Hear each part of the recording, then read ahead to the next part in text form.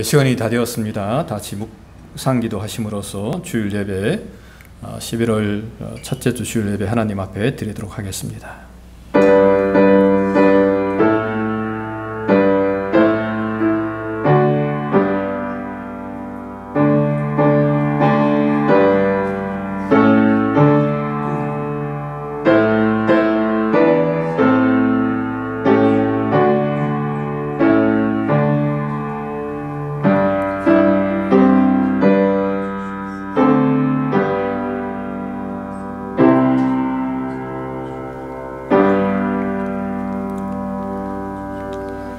여호와는 나의 빛이요 나의 구원이시니 내가 누구를 두려워하리요.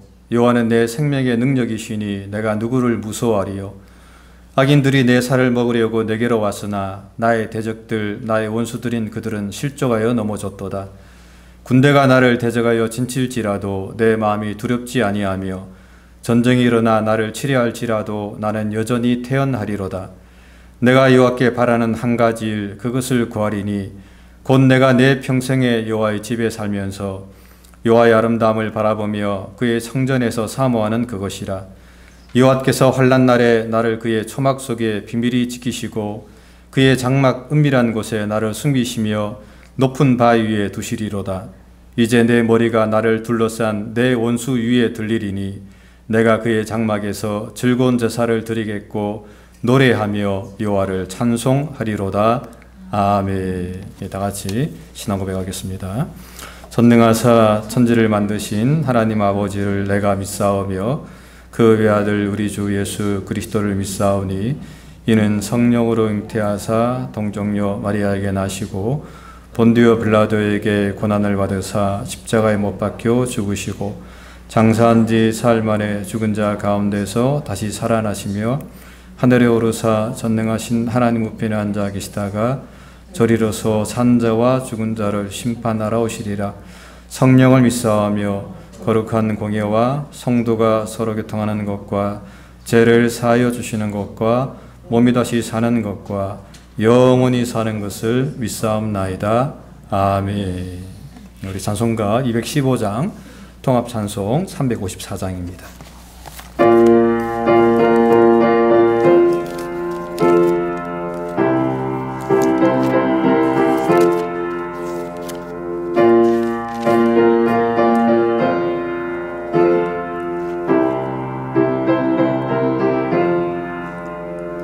내 죄 속해 주신 주께 힘과 정성 다하니 나의 온갖 언행 심사 주를 위한 것일세. 내게 있는 모든 것을 주를 위해 바치리. 내게 있는 모든 것을 주를 위해 바치리. 나의 손과 발을 들여 주의 명령 행하고 오직 주만 바라보며 주만 찬양하겠네. 항상 주를 찬송하며 이 몸 바치오리다. 항상 주를 찬송하며 이 몸 바치오리다. 내가 주를 바라보니 나의 영혼 밝아져. 십자가를 지신 주만 항상 바라봅니다. 십자가를 바라보며 주만 따라가리라. 십자가를 바라보며 주만 따라가리라. 신기하고 놀라워라 영광스런 왕의 왕 주사 편히 쉬게 하시네. 주의 날개보 아래 영원한 식 얻겠네. 주의 날개보 아래 영원한 식 얻겠네.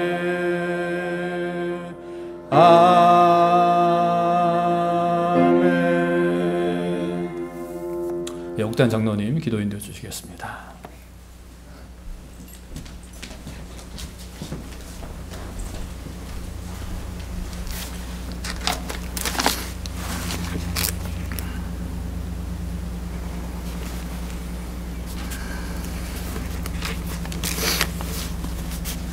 저에게 생명을 주시고 영원한 생명으로 이끄시는 하나님 아버지의 은혜에 감사와 찬양을 이 시간 드립니다. 한 주간도 저희의 작은 신음에도 응답하시고 항상 함께 하심으로 저희의 반석이 되시고 구원이 되신 주님의 은혜를 이 시간 찬양합니다. 저희를 사랑하시되 끝까지 사랑하여 주시고 저희의 불순종과 믿음 없음을 지금도 인내하시며 오래 참으심으로 저희를 붙잡아 주시는 그 은혜에 주님 감사와 찬양을 드립니다. 주님, 주님의 뜻을 거스르지 않으려고 노력을 했지만 그 미세한 먼지 같은 죄도 이기지 못하는 연약한 모습만 주님께 보여드렸습니다.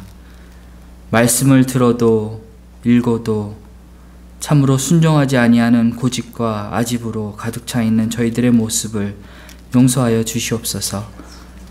하나님을 위해서 하나님을 일을 한다 하지만 다 바리새인 같은 종교적인 거칠애에서 벗어날 수 없는 저희들의 모습을 용서하시고 이 시간 주님 회개하며 주님 앞에 나갑니다. 주님, 저희는 이 시간 이 예배를 통해서 예수님의 사랑을 깨닫기를 간절히 소원합니다. 이 시간 속에서 말할 수 없는 신음으로 저희를 위하여 간구하고 계시는 성령님의 그 마음을 조금이나마 깨닫기를 소원합니다. 생각에서 그쳐진 예수님이 아니고 지금도 살아가시고 역사하시고 저희의 그 작은 부분의 모든 인생에 함께 하시기를 원하시는 예수님을 이 시간 만나게 하여 주시옵소서. 말씀 속에서 역사하시고 말씀으로 도전받고 말씀 속에서 깨어 기도하는 은혜와 진리 장로교회 되게 하여 주시옵소서. 저희 아동부와 유스그룹과 대학부에 있는 자녀들을 주님 붙잡아 주셔서 이 죄 많은 세상 속에서 구별된 하나님의 자녀가 되게 하여 주시옵소서.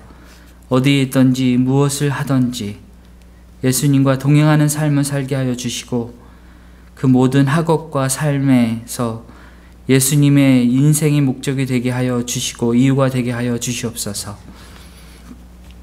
주님, 성도님들의 환우들을 위해서 기도합니다. 육신의 연약함으로 날마다 고통 속에서 신음하는 한 분 한 분들을 위로하여 주시옵소서. 오직 예수님의 하루속히 온전히 모든 병마에서 낫게 하여 주시기를 간절히 소원합니다. 특별히 배진희 집사님의 모든 회복 과정을 붙잡아 주시고 하루속히 온전히 완전하게 회복할 수 있도록 하여 주시옵소서. 또한 아버지 사무엘을 주님 붙잡아 주시고 그 우울증에서 헤어나게 허락하시며 하나님이 답이 되게 허락하시고 예수님 만나 주시기를 간절히 소원합니다. 주님, 오늘도 이 예배를 통하여서 우리에게 주실 말씀 속에서 예수님을 이 시간 기대합니다. 성령님께서 우리의 마음을 다 열어주시옵시고 특별히 말씀을 전하시는 오 목사님에게도 주님께서 성령님께서 강하게 붙잡아 주시옵소서. 그 입술을 주장하여 주시고 그 마음을 주장하여 주셔서 그 말씀이 온전히 은혜로 부어주시고 그 말씀으로 인하여서 온전히 주님을 만나는 시간이 될 수 있도록 주님 붙잡아 주시기를 간절히 소원합니다. 이 모든 것을 오직 예수님 이름으로 기도드립니다. 아멘.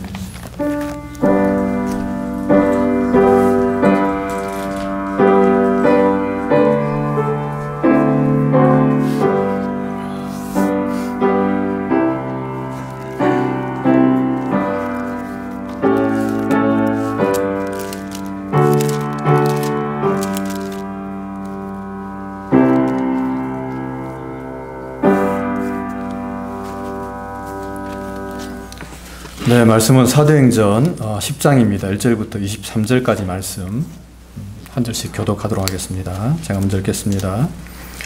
가이사랴에 고넬료라 는 사람이 있으니 이달리아 부대라 하는 군대의 백부장이라.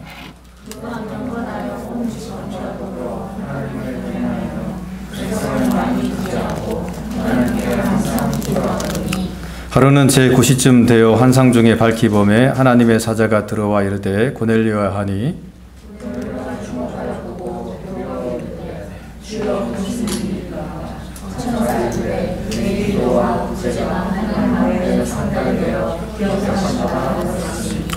내가 지금 사람들을 욥바에 보내어 베드로라 하는 시몬을 청하라.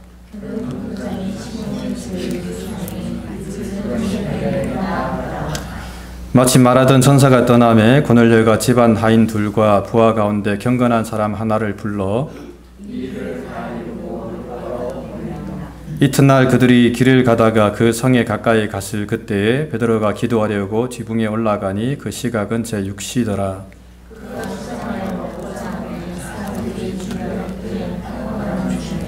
하늘이 열리며 한 그릇이 내려오는 것을 보니 큰 보자기 같고 내 귀를 메어 땅에 들이웠더라.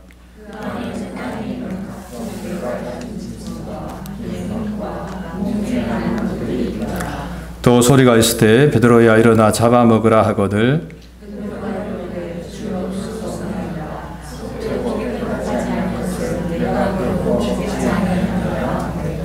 또 두 번째 소리가 있을 때 하나님께서 깨끗하게 하신 것을 내가 속되다 하지 말라 하더라.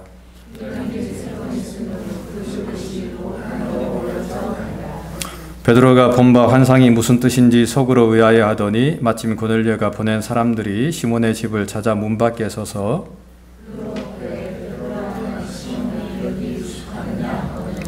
베드로가 그 환상에 대하여 생각할 때에 성령께서 그에게 말씀하시되 두 사람이 너를 찾으니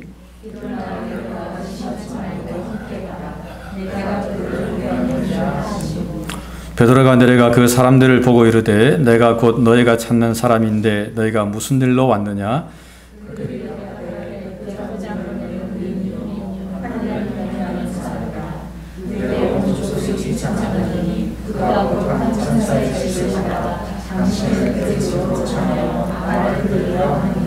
같이요. 베드로가 불러들여 유숙하게 하니라. 아멘. 오늘 이 본문을 가지고 편견에 대해서 한번 같이 생각해 보는 그런 시간 갖도록 하겠습니다. 사람들은 누구나 좀 편견을 갖고 있습니다. 그것이 좋은 편견이든 나쁜 편견이든 하여튼 누구나 하나씩은 좀 갖고 있습니다. 예전에 제가 갖고 있던 편견은 외국은 다 위험하고 살기 힘들다라는 편견을 제가 늘 갖고 있었습니다. 그래서 제가 이제 집사람 결혼했는데 결혼하자마자 집사람이 2년 동안 이제 일본에 갈 기회가 있다고 같이 가자 그러더라고요. 그래서 제가 절대로 못 간다 그랬습니다. 외국은 너무 위험하고 힘들기 때문에 내가 못 간다라고 이야기했고 결국에 집사람도 포기하고 외국을 나가지를 못했습니다. 근데 기회가 되어서 이제 외국을 나가봤는데 캐나다 제가 2년 살았습니다만 막상 나가보니까 저한테 너무 잘 맞는 거예요. 제가 너무 깜짝 놀랐습니다. 그래서 저희가 다시 또 미국에 왔습니다만, 하여튼 사람들은 하여튼 그런 하나의 어떤 편견을 갖고 있다는 거죠. 잘 알지도 못하면서 뭐가 이렇다 저렇다 이렇게 편견을 갖고 있다라고 하는 것입니다. 근데 오늘 사실은 그런 편견에 대한 이야기를 제가 좀 해보려고 하는 겁니다. 오늘 본문은 고넬료라고 하는 사람을 좀 소개를 좀 하고 있는데, 이 고넬료는 1절에 보게 되면 이달리아 대의 군대 백부장이라고 되어 있습니다. 이달리아는 우리가 잘 아는 것처럼 로마의 군인이고, 백부장은 100명의 군인을 거느리는 이렇게 군인이라고 이야기할 수, 장교라고 이야기할 수 있습니다. 오늘날로 말하면은 중대장 정도가 되겠죠. 근데 이 백부장이 굉장히 신앙생활을 잘했다라고 오늘 본문은 말을 하고 있습니다. 그러니까 파견받아 와가지고, 로마에서 파견받아 와가지고 여기서 하나님을 믿게 되었는데 굉장히 이제 신앙생활을 잘했다라고 하는 것이죠.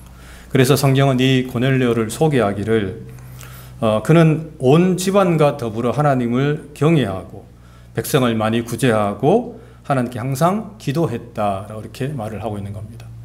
혼자만 믿는 게 아니고 온 가족이 다 전부가 다 하나님을 참 잘 경외하는 그런 가정이었고 구제도 많이 하고 참 기도도 많이 하는 그런 사람이었다라고 이렇게 오늘 본문은 이야기를 하고 있는 것입니다. 그리고 이제 그것을 본 하나님께서는 천사를 보내어서 이 고넬료를 부르고 계십니다. 4절에 보게 되면은 천사가 이르되 내 기도와 구제가 하나님 앞에 상달되어 기억하신 바가 되었으니 내가 지금 사람들을 욥바로 보내어 베드로라는 시몬을 청하라 라고 이렇게 천사를 통해서 메시지를 던져주는 것을 볼 수가 있습니다. 다시 말하면 이 고넬료가 참 신앙생활을 참 잘했기 때문에 하나님께서는 이제 그것을 보시고 천사를 보내어서 이제 베드로를 초청하라 라고 이렇게 이야기를 하는 것이죠. 하지만 그럼에도 불구하고 이제 우리가 한 가지 여기서 좀 짚고 넘어가야 될 것은 이 선행이라고 하는 것이 이 구원의 어떤 조건은 될 수 없다라고 하는 것을 우리는 꼭 기억을 해야 됩니다. 물론 이 선행이라고 하는 것 정말 우리가 선행을 해야 되겠습니다만은 남을 돕고 또 많이 기도하고 또 열심히 신앙생활을 해야 되겠습니다만 이것이 우리의 구원의 조건은 아니다라는 사실을 우리가 꼭 기억을 해야 됩니다. 그러면 뭐가 우리의 구원의 조건이냐? 우리가 너무 잘 아는 것처럼 예수님을 믿는 것입니다. 주 예수를 믿으라 그리하면 너와 내 집이 구원을 받으리라 라고 성경은 분명하게 말씀을 하고 있기 때문에 우리가 아무리 선행을 많이 한다 해서 구원받는 것이 아니고 우리가 예수님을 믿을 때에 우리가 구원받는다라고 성경은 말씀을 하고 있습니다. 물론 그 구원이라고 믿는다는 것은 어떤 두 가지 의미가 있겠지요. 마음으로 믿는 것과 입술로 고백하는 것. 저는 입술로 고백한다고 하는 것이 행함이라고 생각합니다. 그래서 정말 마음으로 믿는 것만큼 입술로 고백하면서 행함이 있을 때 우리가 그 믿음을 통해서 구원을 받는다라고 성경은 이야기를 하고 있습니다. 하지만 여기서 정말 우리가 한 가지 알 수 있는 것은 그럼에도 불구하고 하나님께서는 아무도 이 편견치 아니하시고 선을 행하는 사람은 다 받으신다라고 오늘 본문은 이야기를 하고 있는 것입니다. 즉 하나님께서는 유대인만 받는 게 아닙니다. 할례자만 받는 것이 아니고 유대인뿐 아니라 이방인도 받고 할례자뿐 아니라 무할례자도 하나님께서는 받으신다라고 하는 것입니다. 지위 고하 또 빈부귀천을 막론하고 하나님께서는 정말 하나님 앞에 의를 행하면서 정말 올바른 삶을 살아가는 그런 삶의 모습을 보시고 그런 사람들을 받아주신다라고 오늘 본문은 우리에게 이야기를 하고 있는 것입니다. 참 이런 면에서 볼 때 그 당시 유대인들은 아마 우리가 계속 나옵니다만 아마 너무 놀라는 거예요. 어떻게 이방인을 하나님께서 받아주실 수가 있나. 그러니까 그들은 편견에 꽉 사로잡힌 것입니다. 이방인들은 버림을 받은 사람들이고 오직 유대인들만이 선택을 받은 사람들이기 때문에 유대인만 구원받아야 되는데 어떻게 하나님께서 이방인도 부르시는가 라고 하는 것이 그들이 갖고 있는 편견이었다라고 하는 것입니다. 그러니까 오늘 본문에 나오는 베드로도 마찬가지입니다. 오늘 본문에 나오는 베드로도 편견을 참 두 가지를 갖고 있었는데 첫 번째는 그 음식에 대한 편견을 갖고 있었습니다.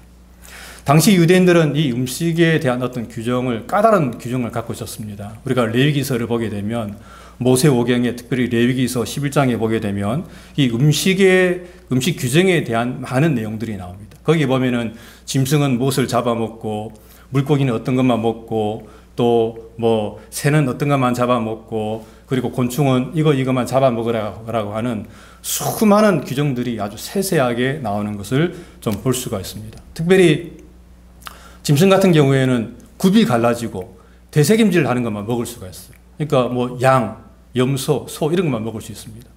돼지는 못 먹습니다. 지금도 안 먹습니다만은 참 우리가 볼 때는 돼지가 정말 그 맛있는데 왜 안 먹냐라고 생각할지 모르지만 율법에 의하면 먹을 수가 없는 겁니다.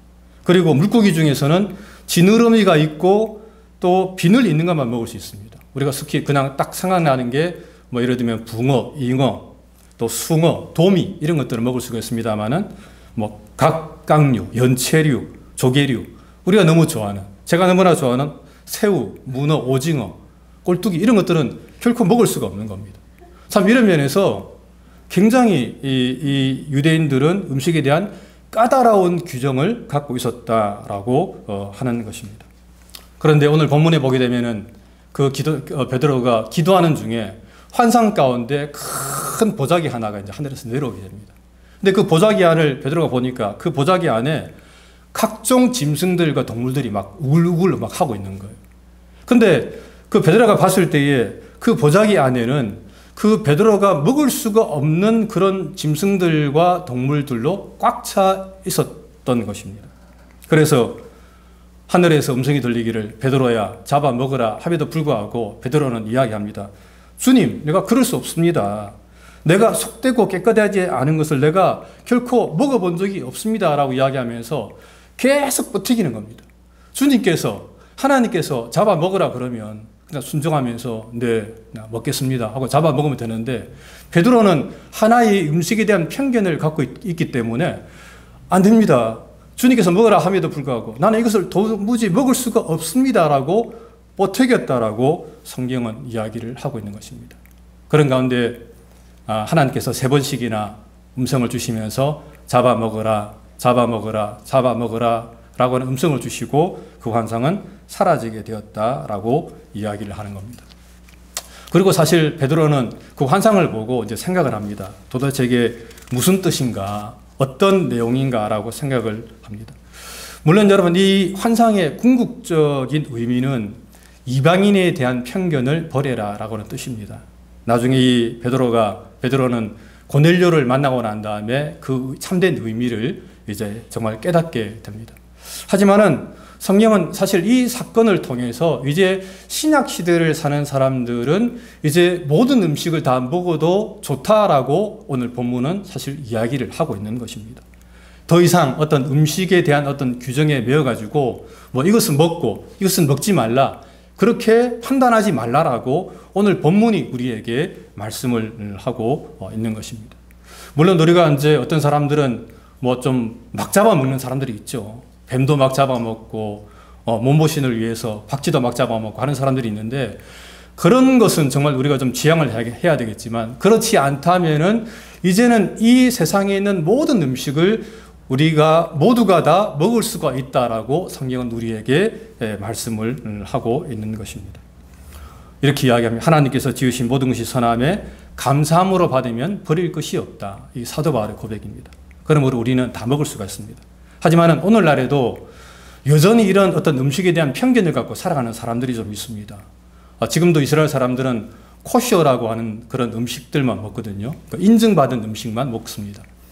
또 무슬림 사람들은 할랄이라고 하는 음식만을 먹습니다. 그러니까 피를 다 빼고, 저도 전문가 아니기 때문에 정확하게 잘 모르겠습니다만은 하여튼 그들이 규정하는 그 음식만 그들이 고집하는 것을 볼 수가 있습니다. 그래서 사실 그 사람들은 해외에 나가서 여행할 때 사실 참 어렵습니다. 우리나라 같은 데 와서도 할랄 음식을 별로 파는 것이 없어가지고 어려움을 많이 당하는데, 여전히 그들은 그렇게 음식에 대해서 까다로운 규정을 이제 잣대를 대고 있는 것을 볼 수가 있습니다. 근데 저는 그런 사람들은 좀 이해합니다. 나라가 다르고 문화가 다르고 또 전통이 다르므로 저는 그 사람들은 그럴 수도 있다라고 생각하는데, 하지만은 어떤 한국 사람들 중에서 어떤 한국 사람들은 지금도 돼지고기를 안 먹는 사람들이 있습니다. 그러니까 제가 직접 봤는데 구약에서 돼지고기를 먹지 말라라고 되어 있기 때문에 나는 돼지고기를 먹을 수가 없습니다라고 이야기하는 그런 사람들 제가 직접 본 적이 있었습니다. 근데 그것은 사실 성경을 잘 몰라서 그렇습니다. 구약의 것과 신약이 이제 역사적으로 발전하면서 신약에서는 먹을 수가 있는데 여전히 구약을 고집하면서 그런 사람들이 음식을 먹지 않는 것이죠. 예전에 제가 신대원에 있을 때 이런 일도 한번 있었습니다. 그 신대원에 있을 때 제가 신대원에서 이제 있을 때 점심시간에 그 선지국이 나왔는데, 여러분 선지국 아십니까? 예, 소피로 하는 선지국. 저는 그거 되게 좋아합니다. 왜냐하면 저희 어머니가 제 어릴 적에 자주 그 선지국을 우거지 넣고 끓여주셨는데 그게 너무 맛있더라고요. 그래서 이제 그날도 선지국이 나왔는데 이제 신학생들 중에 반반 갈라진 겁니다. 여기 있는 신학생들은 피는 먹지 말라고 그랬으니까 먹으면 안 된다 라고 이렇게 이야기하고, 여기 있는 사람들은 배고픈데 막 먹자. 아니 이거 먹어야 될 거 아니냐, 배고픈데. 그렇게 반반이 나눠가지고 서로 정말로 싸운 적이 있었습니다. 근데 여러분, 저는 어떻게 했겠습니까? 저는 맛있게 먹었습니다. 오랜만에 먹으니까 더 맛있더라고요. 그래서 참 맛있게 먹었던 그런 기억이 있습니다. 참 이런 면에서 여전히 어떤 사람들은 이 음식에 대해서 정말 이 편견을 가지고 해서는 안 된다라고 이야기하는 사람들이 있습니다. 물론 성경에 목매어 죽은 것, 피, 우상의 제물 이런 것들은 여전히 금하고 있습니다만, 하지만 그럼에도 불구하고 정말 그것을 짐승의 피를 목에다 칼로 꽂아갖고 그 피가 떨어지는데 그걸 받아먹는 사람들이 있잖아요. 정말 그런 것들은 우리가 먹으면 안 되겠지만, 하지만 그것이 하나의 소피가 음식으로 만들어져서 선지국으로 나왔을 때 저는 그것은 먹어도 상관이 없다라고 저는 생각을 합니다. 아까 바울의 고백처럼 하나님께서 지으신 모든 것이 선함에 감사함으로 받으면은 버릴 것이 없다라고 성경은 이야기를 하고 있는 것입니다.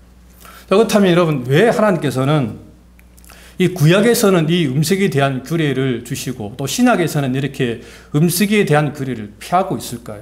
그것은 제가 정확하게 알 수는 없습니다만은, 제가 생각할 때는 그 구약의 법이라고 하는 것은 이스라엘이라고 하는 한 나라에 국한된 법이라고 할 수가 있습니다.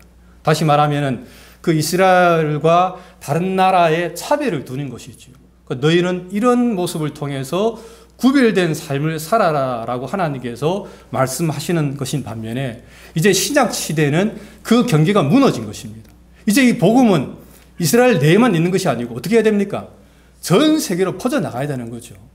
그랬을 때에 이 음식 규정을 가지고 이야기해버리면 이 복음에 지장이 되는 것입니다. 우리가 복음을 전해야 되는데, 이 복음을 통해서 영혼들을 구원해야 되는데 뭘 먹어야 된다 말아야 된다, 뭘 입어야 된다 말아야 된다, 이런 사소한 것 가지고 이야기하는 것은 옳지 않다라고 성경은 이야기를 하는 것입니다. 그런 면에서 성경에서 이제 신약 시대에는 이 음식 규정을 피하는 것이 아닐까라고 제가 좀 생각을 하는 것입니다.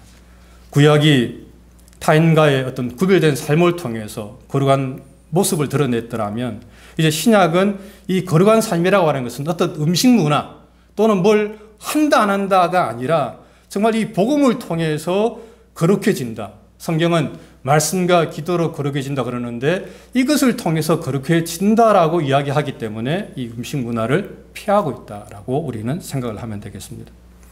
두 번째로 이 베드로가 가진 편견은 이방인에 대한 편견이었습니다. 당시 유대인들은 제가 앞에도 말씀했습니다만 이 이방인들을 극도로 꺼렸습니다. 이방인들은 하나님의 지역의 불쏘시개로 만들어 놓으신 사람들이다, 그렇게까지 이야기했습니다. 그러니까 자기들은 선민이고 택한 백성들이고, 이방인들은 하나님의 지역의 불구덩이 불쏘시개로 태워질 사람들이다라고 이야기하면서 절대로 이방인들과는 밥도 안 먹고 말도 안 섞습니다.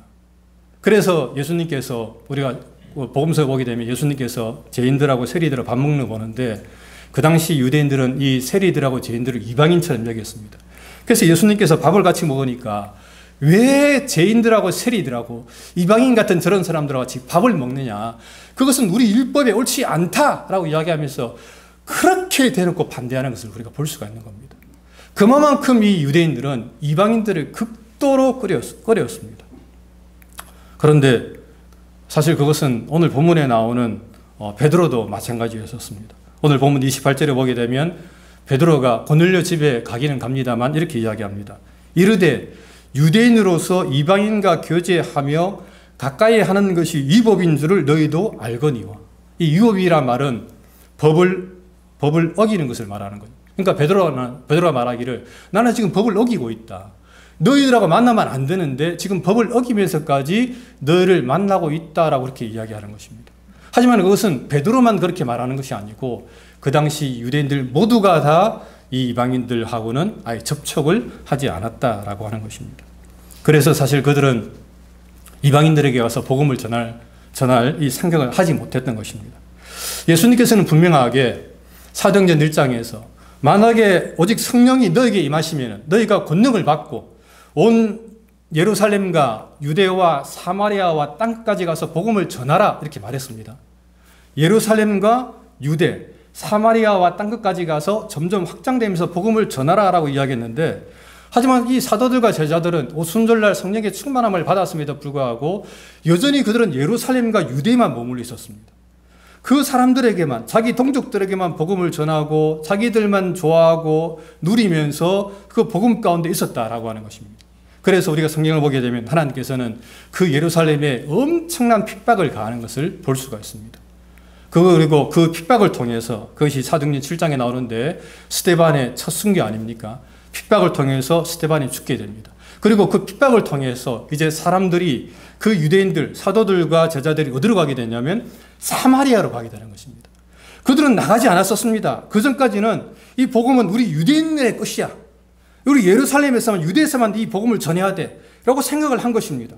그런데 엄청난 핍박이 가해지자 그때서야 겨우 사마리아로 나가서 빌립이 전도하는 내용이 사도행전 7장에 나오고 있는 것입니다. 그리고 이제 드디어 10장에서 이 환상을 통해 가지고 이 베드로가 이방인들에게 가서 복음을 증거하는 내용이 이제서야 나오고 있음을 우리는 성경을 통해서 볼 수가 있다라고 하는 것입니다. 그런 면에서 이 유대인들이 비록 예수님 믿은 제자들이라 할지라도 그들이 얼마나 이 이방인들과 교제하는 것을 꺼려했는가 하는 것을 우리는 쉽게 알 수가 있습니다. 하지만은 오늘 본문에 나오는 이 보자기 사건을 통해서 이제 베드로는 자신이 갖고 있던 이 이방인에 대한 이제 편견을 깨뜨리고 드디어 이제 이방인에게 가서, 그 첫 번째 이방인이 고넬료입니다. 그 이방인에게 가서 이제 복음을 전하게 되었다라고 오늘 본문은 이야기를 하고 있는 것입니다. 즉 베드로는 환상 중에 봤던 그 먹으라라고 하는 음식, 부정한 음식, 먹을 수 없지만 먹으라라고 하는 하나님의 그 음성을 베드로는 깨달은 것입니다. 이것은 이방인과 이제 교제하라는 하나님의 뜻이구나라고 깨달아서, 그때 마침 환상이 딱 깨었을 때에 고넬료의 종들이 딱 도착한 것을 보고 너희가 어디서 왔느냐? 고넬료가 보내서 왔습니다 라는 말을 듣고 이제 고넬료 가정으로 가게 되었다라고 하는 것이죠. 그리고 이것을 통해서 사실 베드로는 이방인들에게 최초로 복음을 전하는 사도가 되었다라고 성경은 이야기하고 있습니다. 그렇습니다, 여러분. 이 편견이라고 하는 거, 이거 참 정말 깨뜨리기 힘듭니다. 우리가 갖고 있는, 어떤 사람은 고집이라고 말할 수도 있어요. 아집이라고도 말할 수 있고, 자기만의 어떤 편견과 고집과 아집을 갖고 있는데 이것을 정말 깨뜨리기가 너무나 힘들다라고 하는 것입니다. 오늘 본문에 나오는 베드로도 정말 하나님의 환상 가운데 그 편견이 깨어지고, 여전히 사람들, 그때 유대인들, 예루살렘에 있는 유대인들도 하나님께서 아마 핍박을 주지 않았으면 그들은 절대로 사마리아도 아마 가지 않았을 것입니다. 그들에게 복음을 전하지 않았을 것입니다. 그만큼 이 편견이라고 하는 것이 사실은 좀 무섭고 또 좀 그것이 좋지 않은 것임을 우리는 알 수가 있습니다. 물론 그 사건으로 인해서 사도행전 11장에 보게 되면, 아침 우리가 읽었습니다마는 이 베드로가 예루살렘에 가서 유대인들에게 이제 비난을 받게 됩니다. 그러니까 유대인들은 지금도 여전히 깨닫지 못하고 있는 거죠. 베드로야, 네가 왜 고넬료 집에 갔냐? 왜 거기 가서 먹고 마시면서 복음을 전했냐라고 이렇게 힐라를 하는 거, 비난을 하고 있는 것입니다. 그래서 거기에 대해서 베드로가 이야기합니다. 이러이러한 환상을 보고 내가 하나님의 계시를 받아갖고 그들에게 가서 내가 복음을 전했는데, 그들도 동일하게 우리가 받았던 그 오순절 성령 강림을 그들도 똑같이 받는 것을 보고 내가 그들에게 세례를 주었다, 이렇게 이야기하니까 그제서야 그 유대인들이 말하기를, 하나님께 영광을 돌리면서 그러면 하나님께서 이방인들에게도 생명에 얻는 해결을 주셨구나 라고 이렇게 말하는 것을 볼 수가 있다라고 하는 것입니다. 맞습니다, 여러분. 이 편견을 깨뜨린다고 하는 것, 이게 결코 쉬운 일이 아닙니다. 그것은 정말 어려운 일입니다. 하지만 사실 여러분, 우리가 이 편견을 깨뜨려야만 됩니다. 우리의 마음에 있는 이 아집과 고집들, 이 정말 응어리들, 이런 것들을 깨뜨릴 때에 정말 그것을 통해서 하나님의 놀라운 역사가 일어난다라고 성경은 우리에게 이야기를 하고 있는 것입니다. 사실 저는 저희 처갓집 식구들 중에, 제가 집사람을 결혼하고 저희 집사람이 그러더라고요. 자기 장모님 꼭 예수님 믿게 하고 싶다 그래서 우리가 정말 매일마다 그냥 가정 기도하는 가운데 어머니가 돌아오셨습니다. 근데 그런 가운데 형님도 있고 또 많은 우리 처남들이 있는데, 제가 제 생각하기에는 저희 큰 형님이, 그러니까 집사람의 오빠가 제일 늦게 아마 예수님을 믿을 거다, 잘하면 믿지도 않을 거다라는 생각을 제가 해본 적이 있었습니다. 왜냐하면 저희 형님이 굉장히 좀 고집이 세고 성격이 불같아가지고 제가 좀 봐도 좀 무섭더라고요. 그래서 제가 다른 사람한테는 가서 복음을 전했는데 형님한테는 가가지고 이렇게 예수님 믿으세요라는 말을 별로 한 적이 없었습니다. 그런데 참 놀라운 것은 저희 장모님 믿으시고 난 다음에 제일 먼저 예수님 믿은 분이 바로 저희 형님입니다. 저희 형님이 어느 날 보니까 형님이 예수님 믿는다 그러더라고요. 그래서 이제 금산 제일 장로교회 다닌다 그러는데 제가 가서 직접 보니까 형님이 신앙생활을 얼마나 잘하는지 모릅니다. 지금은 안수 집사님이시고 또 교회 재정도 맡고 계십니다만은 때로는 저보다 수시로 공무원이신데도 뭐 3일 금식 기도는 정말 자주 하시더라고요. 또 때로 기도 제목 있으면 일주일 금식 기도도 하시면서 또 그런 가운데 끝나고 나면 인삼밭에 나가서 또 이렇게 농사도 지으시고 쉬실 날이 없습니다. 쉴 날이 없는데 그럼에도 불구하고 360일 새벽기도 한 번도 안 빠지십니다. 정말로. 그렇게 신앙생활 열심히 하는 그런 모습 보면서 제가 이 나의 편견이었구나. 내가 볼 때는 형님이 제일 교회 늦게 나가시고 안 나갈 것 같았었는데 하지만 너무 놀랍게 제일 먼저 교회 나간 사람이 제 형님이었었어요. 그걸 보면서 내가 사람에 대한 편견을 내가 갖고 있었구나라는 생각을 제가 가진 적이 있었습니다. 근데 여러분, 사실 우리들 가운데 그런 편견을 가진 사람들이 많습니다. 그냥 딱 저 사람 보고 저 사람은 이럴 거야 라고 이야기하는 사람도 있고요. 또 저 모습 보고 또 저건 저럴 거야 라고 쉽게 편견을 가질 때가 많다라고 하는 것입니다. 하지만 여러분, 그런 편견을 가지면 하나님의 역사를 이루어 나갈 수가 없습니다. 이 편견을 깨트릴 때에 그 편견 깨짐을 통해서 하나님께서 우리의 삶을 통해서 하나님의 역사를 이뤄나가는 놀란 분이심을 여러분들이 꼭 믿으시길 바랍니다. 말씀을 맺겠습니다. 여러분, 편견이라고 하는 것은 어떤 사물, 현상에 대해서 그것에 적합하지 않은 의견이나 견해를 가지는 것을 말합니다. 근데 이것은 고정관념과는 다릅니다. 고정관념이라고 하는 것은 딱 보는 순간에 딱 느끼는 것을 말합니다. 우리가 그냥 알잖아요. 고정관념. 딱 보는 순간에 코끼리야 그러면 코끼리 형상이 떠오르지 않습니까? 이건 고정관념입니다. 하지만은 편견이라고 하는 것은 어떤 우리의 일방적인 생각, 그것이 아닌데 그냥 우리의 편향적인 생각을 가지고 편견이라고 이야기할 수가 있는 것입니다. 그러므로 우리는 이 편견은 사실 버려야 됩니다.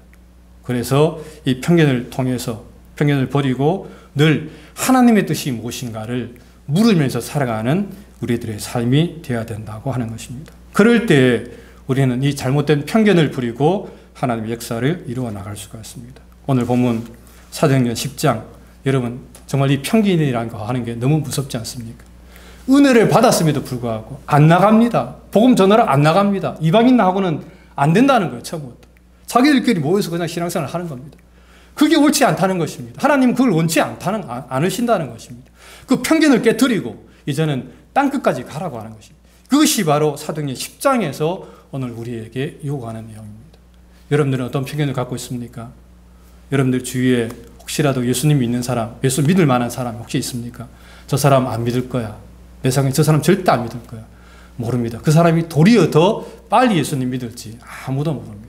그래서 우리는 때를 얻든지 못 얻든지 복음을 증거하는 그런 삶을 살아야만 합니다. 그런 삶을 통해서 하나님께 영광 돌리시는 저 여러분들 되시기를 주님의 이름으로 간절히 부탁을 드립니다.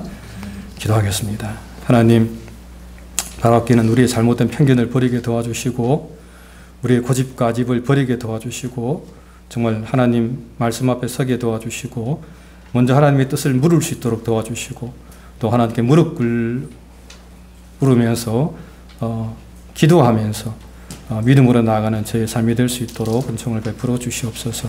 사랑 많으신 예수님 이름으로 간절히 기도합니다. 아멘.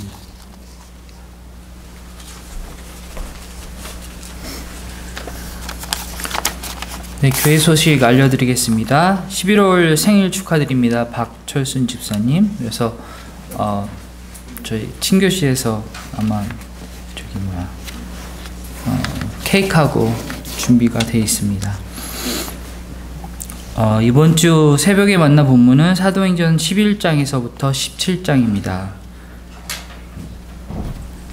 네, 그리고 지난주에 이민청에서 교회 실사가 나왔습니다. 이후 모든 과정이 하나님의 은혜 가운데 끝까지 잘 마무리될 수 있도록 기도해 주시기 바랍니다.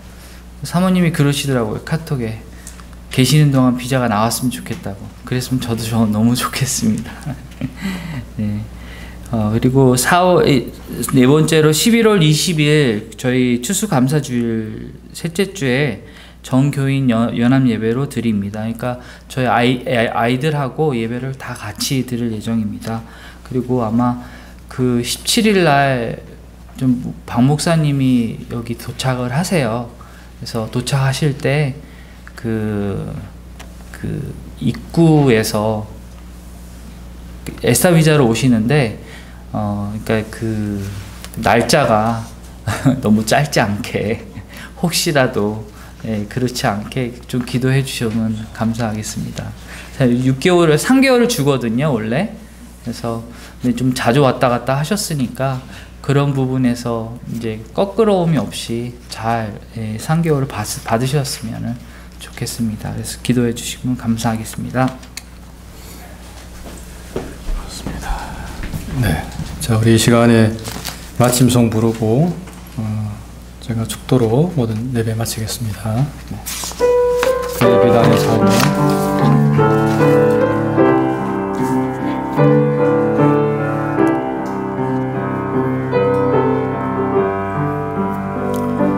그의 빛 아래 살며 갈 길 인도하시리. 주의는 내 일생을 지키시리. 늘 지키시리. 죽음의 골짜기도 주의 손 굳게 잡고 담대하게 나아가며 밝은 아침 보게 되리. 주 앞에 소리를 높여 그 사랑 찬양하리. 온 땅에 주의 사랑 전파리라. 외치리라. 2절 엎드려 기도하며 주님이 들으시리. 모든 것 협력하여 선하게 이어지리라. 내 곁에 주 계시니 두려움 전혀 없네. 주님 날 사랑하니 세상이 감당 못하리. 주 앞에 소리를 높여 그 사랑 찬양하리. 온 땅에 주의 사랑 전파리라. 외치리라. 주 앞에 소리를 높여 그 사랑 찬양하리. 온 땅에 주의 사랑 전파리라. 외치리라. 우리 이 시간에 한 번 더 합심으로 좀 기도할 때 우리 환우들 위해서, 우리 배진희 집사님하고 우리 사무엘 위해서 좀 또 우리 다른 분들 또 우리 강경정 원사님도 마찬가지고 함께 특별히 이제 우리 배진희 집사님 좀 밤에 숙면 취할 수 있도록 해달라고, 그래야지만이 빨리 병이 나을 수 있기 때문에 그것을 위해서 좀 함께 기도하는 시간 잠깐 갖도록 하겠습니다. 기도하겠습니다. 참 좋으신 하나님, 또 우리 이 시간 환우들 위해서 기도합니다. 하나님, 또 우리 교회 많은 환우들이 있습니다. 하나님, 저들을 기억하여 주옵시고 저들에게 은총을 베풀어 주옵시고 육신의 질병으로 인해서 어려움 당하지 않도록 하나님께서 은혜를 베풀어 주시옵소서. 우리 강경정 원사님 하나님 그 무릎도 주님께서 붙들어 주옵시고 소화도 잘 될 수 있도록 주님 은총을 베풀어 주시옵소서. 우리 신한일 권사님 가운데도 함께 해주시고 그 몸이 완전히 회복될 수 있도록 은혜를 베풀어 주옵소서. 사랑하는 사무엘 주께서 기억하시고 하나님 이제 속히 밝은 곳으로 나와서 활동하며 생활할 수 있도록 사무엘에게 주님께서 은총을 나리워 주시옵소서. 이 시간 나사렛 예수 이름으로 명하노니 약한 것들은 다 떠나갈지어다. 주님 특별히 잘한 배진희 집사님을 주님께서 붙들어 주옵시고 하나님 배 집사님 밤에 잘 때에 정말 숙면을 취할 수 있게 도와주옵소서. 오늘 이후로 밤에 잠을 잘 때에 깊은 꿀잠을 잘 수 있도록 주님 역사하여 주시옵소서. 우리 아버지 하나님 은총을 베풀어 주옵시고 하나님 앞에 우리 중보기도를 통해서 사랑하는 집사님 하나님 정말 놀라운 주의 은혜 가운데 깊은 숙면 취하면서 그렇게 병이 호전될 수 있도록 주님 인도하여 주시옵소서. 감사하고 사랑 많으신 예수님 이름으로 기도합나이다. 아멘. 참 좋으신 하나님, 또 오늘도 저희를 이곳으로 불러주시고 또 함께 모여 예배하며 하나님의 성호를 찬양할 수 있도록 은혜 허락해 주심을 감사합니다. 하나님 이 자리에 모인 모든 성도들 가운데 하나님 은혜를 베풀어 주시고 저들의 삶 가운데 함께 해주시며 정말 하나님의 사랑과 은혜 가운데 날마다 승리하는 삶 살아갈 수 있도록 은총을 나리워 주시옵소서. 단 오늘 주님께 나올 때에 빈손으로 나오지 아니하고 작은 예물이지만 정성껏 준비해서 하나님께 드리게 해주심을 감사합니다. 하나님 그 예물 흠량하여 주시고 정말 귀한 곳에 그 예물이 쓰여질 수 있도록 은총을 베풀어 주시옵소서. 이제는 그 머리가 되신 우리 주 예수 그리스도의 은혜와 하나님 아버지의 극진하신 사랑하심과 성령의 교통하심이 이 자리에 모인 모든 성도들 머리 위에 지금부터 영원토록 함께 계실지어다. 아멘.